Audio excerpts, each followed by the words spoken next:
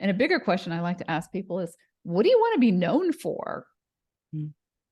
And I think that trips up a lot of people, but that's the goal of the work I do, is I want people to be known for one thing. It doesn't happen overnight, but like once you get clear on where you're headed, like everything takes off. Look into his eyes. They're the eyes of a man obsessed by Success. Eyes that mock our sacred institutions. Bedroom eyes, they call them in a bygone day. Sex desire is the most powerful of human desires. When driven by this desire, men develop keenness of imagination, courage, willpower, persistence, and creative ability unknown to them at other times. So strong and impelling is the desire for sexual contact that men freely run the risk of life and reputation to indulge in. When harnessed and redirected along other lines, this motivating force maintains all of its attributes of keenness of imagination, courage, etc., which may be used as powerful creative forces in literature, art, or in any other profession or calling, including, of course, the accumulation of riches. Napoleon Hill.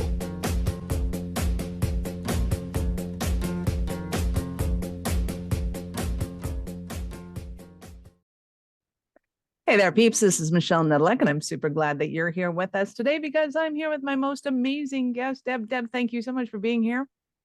Thanks for having me. Excellent. So as you know, peeps, this is the Little Blue Pill for Business, where it's all about getting it up and keeping it up. And yes, we are talking about revenue and profits. We all know it's about the 6 inches between your ears. So I interview some of the hottest people in the industry that are blowing and going like Deb so that you can get in on some action. So clearly this podcast is for people who enjoy a little tongue in cheek and not just physically. So if you're ready, we are getting in bed with none other than Debbie White. Thank you. Thanks for having me. That's definitely an intro. Excellent. I wasn't even yours yet, but we do want to know who you are and what you do for business. So give us a highlight of who you are and what you do for business. Absolutely. I'm Debbie White. I'm a brand and marketing expert with my company, Frankly Deb. And I help soul-led women entrepreneurs really attract their ideal fit clients. And I do that with soul, purpose, and complete authenticity, which is clearly what you're all about here today. Clearly. Nice. I love it. So how did you get into that as a career choice? What led you in that direction? Well, I actually come at this from a really crazy way, which is like very old school. And then I actually have a degree in advertising and marketing, which is like unheard of these days. So I actually spent 3 decades doing this for Fortune 500 brands, coming up with creative, even had my own ad agency at one point. So I brought that to the online space. And honestly, it's just so much more fun to help people build their own dreams and to have that kind of close connection with people. Right. So now you're serving and supporting women mostly, Yep. and what was it about that attracted you? Why specifically women? I mean, we all know why we're attracted to them, but that's well, another I get asked this a lot, and I've had to do some thinking on this, and you start kind of unpeeling. And I'll be honest, when I was 28 years old, I got fired for being pregnant at the largest ad agency in Seattle. That's number one. I mean, that really did impact me because I never worked for another company again after that. Good for you. I was like, I'm done. Right. So the good news is the EEOC took my case and they won it out of court. And I just wanted to it's all about the principle, Right.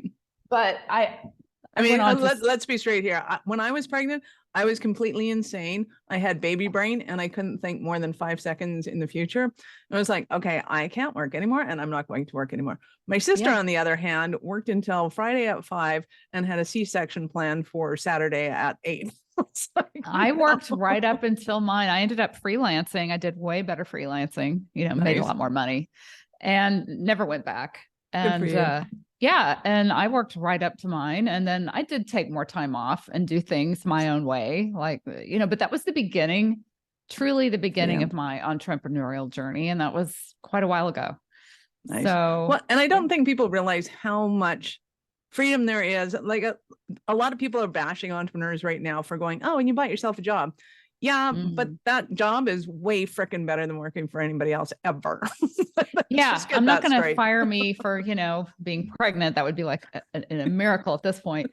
But no, it is. I mean, I made a conscious decision. Like I can do this on my own, and I have started different. Freelance is kind of like a job, but I grew that into a real business and had other people and had an ad agency. And this is a real business. I have a team and all that. And yeah, I get that. But at the same time, I love being able to move my entire schedule around depending on what I want to do. It's really up to you. Exactly. And just, I want to call the shots, Exactly. Well, even And- with freelancing, right? If I want Yeah. to stay up till 3 a.m. doing my thing, I can do that, Yeah. and nobody cares. Yeah. I mean, what's different about freelancing is you're still a contractor, right? And it's We're great. still contractors. Nothing wrong with being a contractor. No, there's nothing wrong Yeah. with being a contractor. It's a great way to make a living. And but I've just learned, like I've had a lot of different businesses, and when you have your own product that it's not my time equals X, it's more of a program or an experience or whatever it is that you're selling. It does have a little bit of a different process to it, Right. so Absolutely. there's a little bit of a difference. Yeah. So now when you're working with clients, what does that process look like?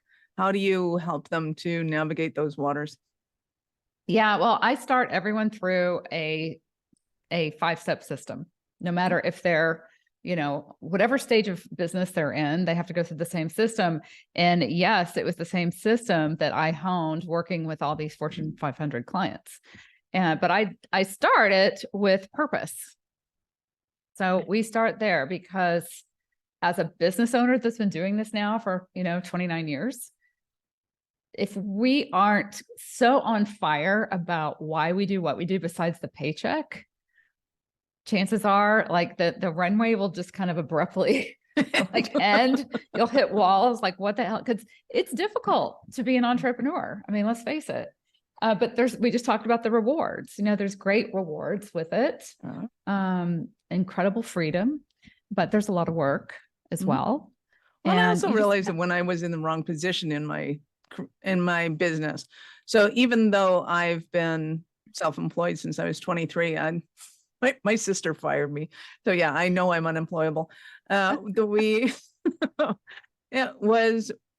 times in a business when you take on things that you probably shouldn't, and then you get to fire yourself from those positions and go, okay, like we need to get this straight.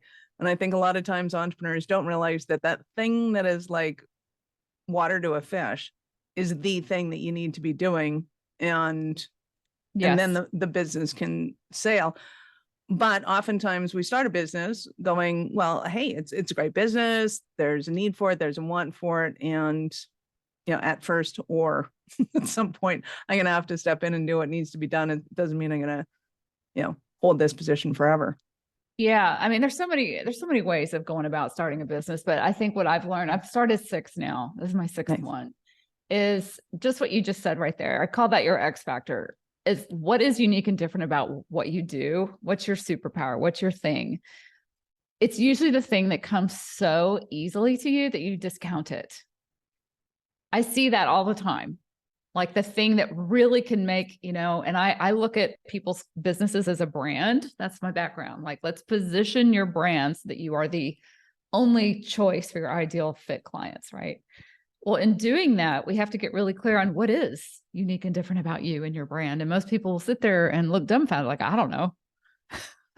And it's really, there's some unearthing to do. So I take people through a process that's kind of that slowing down so that you can speed up process. I go pretty deep on this strategy stuff because it recenters the whole business and it allows their marketing to be very distinctive and break through the clutter because they can harness what's unique and different about them, who they actually, are trying to attract. And then really it's about listening to what their audience is actually wanting within that, that overlapping, it's like a bunch of strategy. And then you got to pour a bunch of soul and passion into it. It's basically what it is. But you have to, I think you have to start there because if you don't, you'll just kind of bounce along and be grasping at straws along the way. So we are on the Little Blue Pill for Business. So we are going to go deep. But when you're talking about purpose and that thing that comes easily, how, like, I see a lot of women underestimating that, particularly. Guys tend to do what's easy because, it's easy. Why wouldn't I just do agree that? with that. Women are like, oh, that's easy. I'm not going to do that. Yeah, I So would agree with that.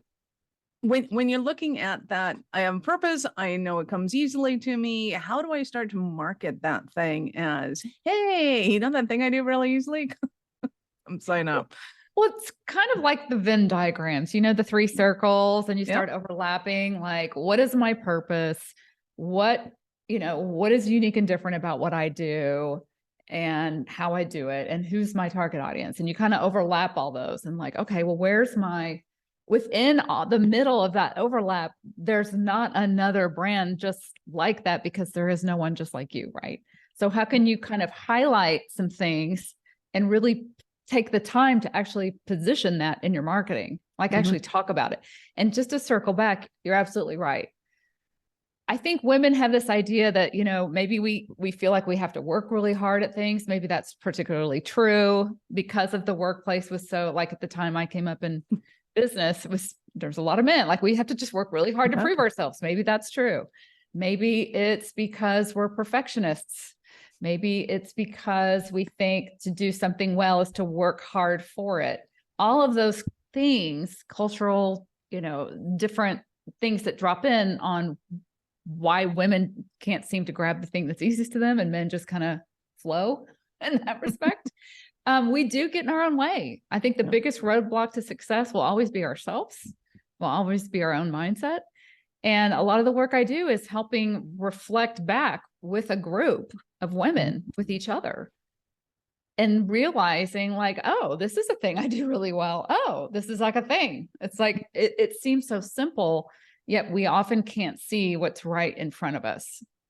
Nice.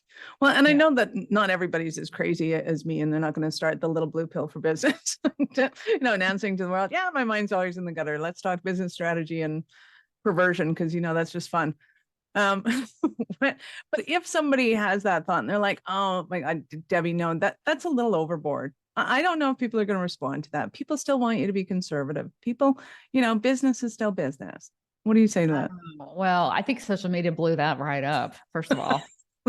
I mean, Nice. It just blew everything up.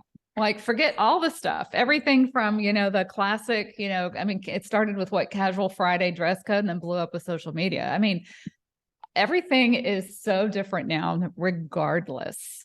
Nice. And people are much more, we've always been tribal, but now we have the social media platforms for better, for worse, to ricochet the tribal beats of passion of what we love and whatever. I like to use it for the greater good, whether it's, if you're salty and love that kind of thing and you talk with your people a certain way, chances are there's people that would love to work with you if you just unleashed your true actual voice. If in your small circle of friends and with clients, when you're working one-on-one, if you're the most powerful, when you're just throwing out, F-bombs and whatever. I mean, I really you can't even say it. That's so cute.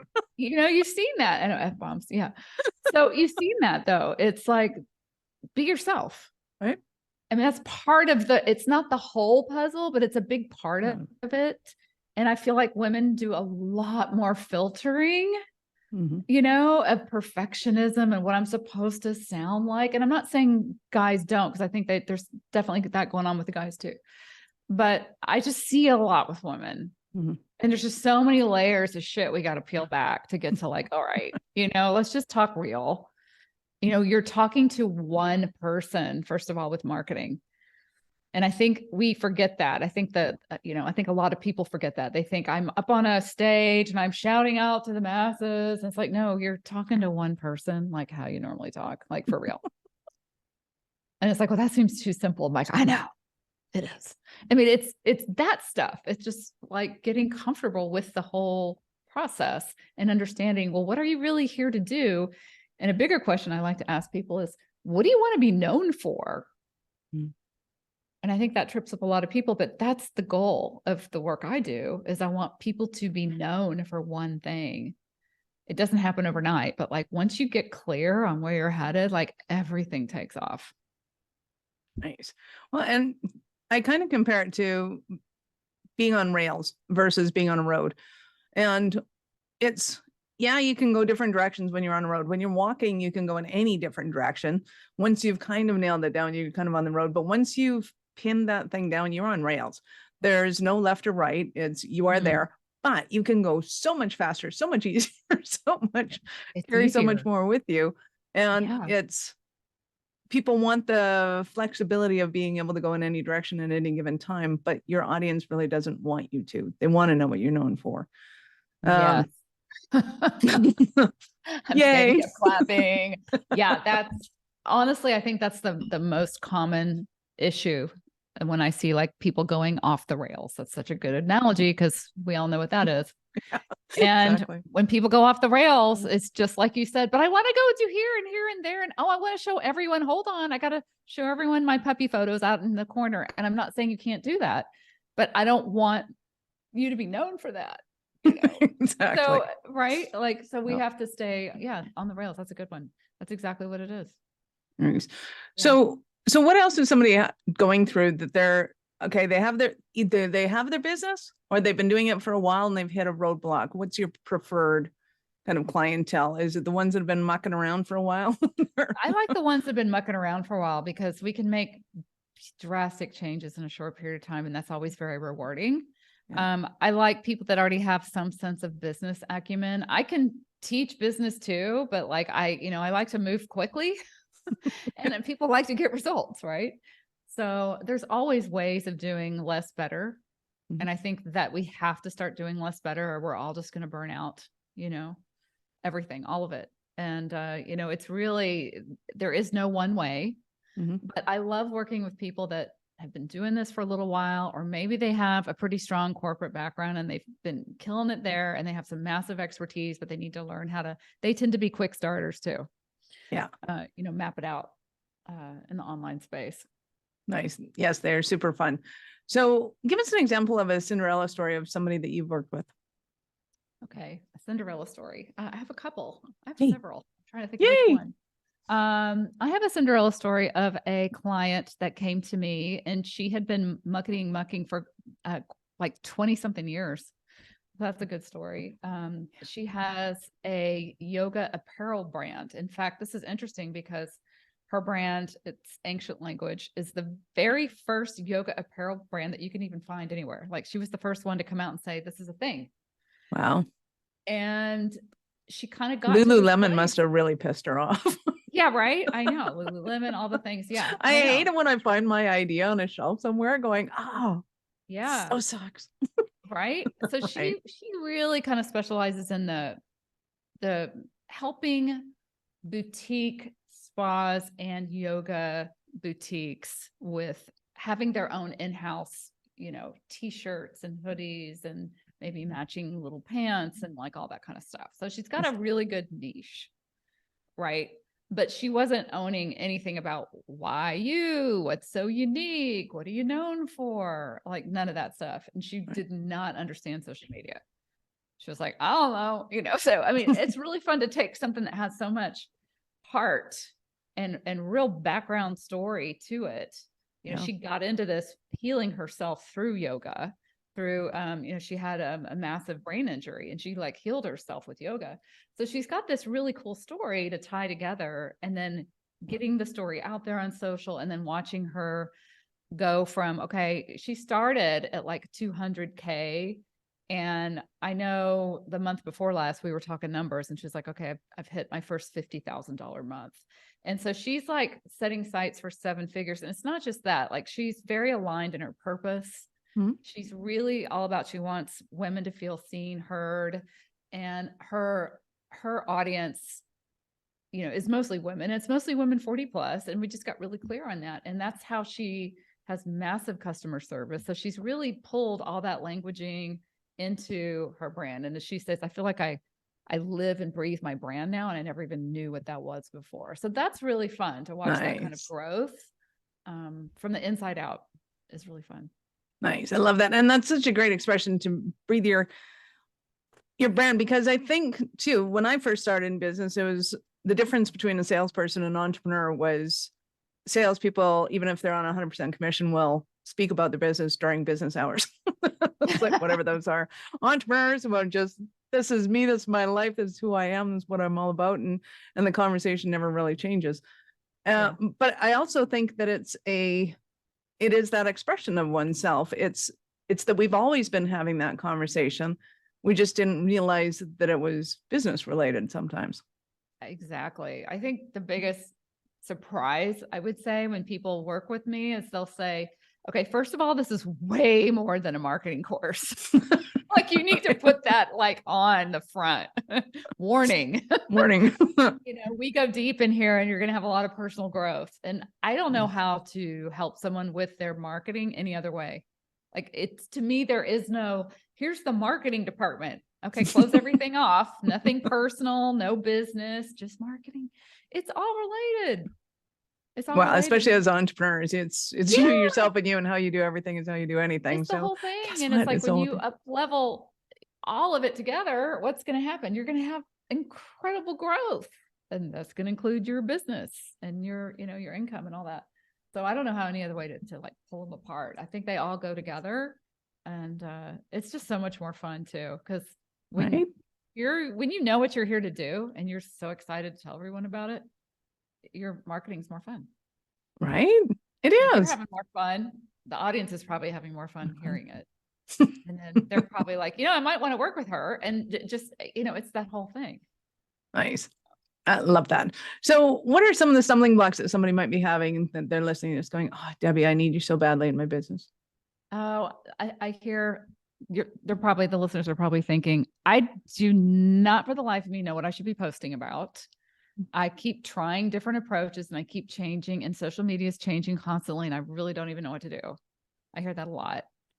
I just hear a lot of frustration because there's a lot of changes happening with social media. And I'll say this, all the changes you're worrying about are probably tactics, and they're always going to change.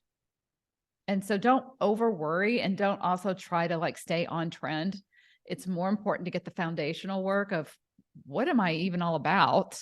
How am I unique and different? Because you are, who is my target audience? How do I come up with a languaging that really clearly communicates that and stay tight with that message? You're going to repeat the crap out of yourself. But that also means that's so much easier. Right? It gets traction.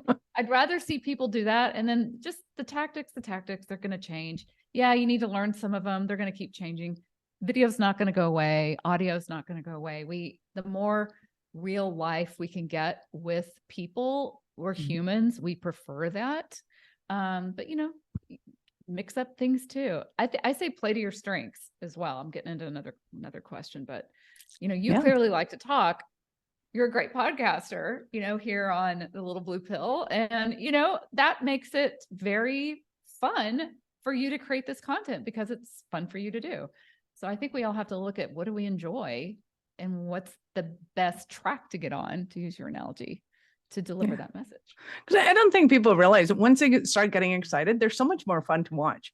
I don't care if somebody's talking about snow or mushrooms or like why the sky is blue, but as soon as they start getting excited about it, it's like, this is fascinating. It's really true. We love to see passion in action, right? Like there's nothing worse than, and some of this is just like when you talk to someone naturally, this even gets into, intonation and stuff like that, like tonality. I mean, to get really boring, but when you listen to a speaker and they stay in the same range and they never change, it's like, oh my God, don't do that, but it's all coming from, I mean, now we're getting into like passion and energy, but people, honestly, at the end of the day, all this stuff I'm talking about, strategy, helps you get more aligned. What does that mean? It helps you show up with more energy. Nice. And what do people buy actually? Energy. I think they're buying energy. Yep. Absolutely. I love it. So I know our listeners are going to want more from you. How did they start their journey with you? Yeah, well, you can follow me at Frankly Deb on Instagram. And I do have a freebie for everyone. Yay. And it's a really easy URL. It's franklydebgift.com. Hey. Yeah. We like and I'll walk easy. you through some of the stuff we talked about today. Yeah. Love it. I love it. So I get to ask you, in your business, how do you get it up and keep it up? And of course, Oh, I'm talking gosh. about revenue and profits. Yeah. This is so true. We always have to keep getting it up, don't we? And do. I mean, yeah, I think again, like I tell everyone, I really have to remember that just taking my own advice at the end of the day, Mhm. people are buying your energy. And I can help people clarify all of that, because when you're clear with what you're here to do and you're not second guessing yourself, it's like the worst thing we can do is when we sit there and second guess ourselves. We have shit energy when we do that. Right. Right. Yes. Muddled is not sexy. I'm just going to say that. Frazzled can be, but not muddled. Frazzled can be sexy. It depends. Muddled and all over the place is like not sexy. Yeah. You know, Once you turn into a confident hot and mess. passionate and assured and full of energy is sexy. Right. So, for me, I need to keep I think we all have a tendency to drop into the weeds. And when we get too kind of what I call belly button gazing, and all experts do this, like, I know what you need. And I start talking to myself, like, that is not sexy to your audience. It's all about you. Right. Yeah. Like the best way, like going with the whole theme here. What do people find the most interesting? It's when you're talking about them. Right. And you're talking about things they think are interesting. So we just have to remember, everything we create is for our audience. It's really not about you at all. In fact, it has nothing to do with you. And I think that's hard for people to kind of get in their head. Well, and I think they do too, because I mean, to some extent, it has to be about me. Because if I'm not having fun, nobody's having fun. Well, yeah, your energy has to be there for sure, because no Exactly. one's going to have fun unless you're having fun. Exactly. But then as soon as I get over myself and I realize, okay, I know my stuff, I know where I'm going, and I don't have to worry about what I'm going to say next. I don't have to worry about, thinking about what my answer is going to be. That's when it goes out to the other person. It's like, okay, what are you going through? What do you need help with? What do you want? And those are the things that we're going to carry them, and being able to kind of find ourselves in those answers, to be able to have them go, wow, that was a different answer than I've got before. I like that answer, and I want to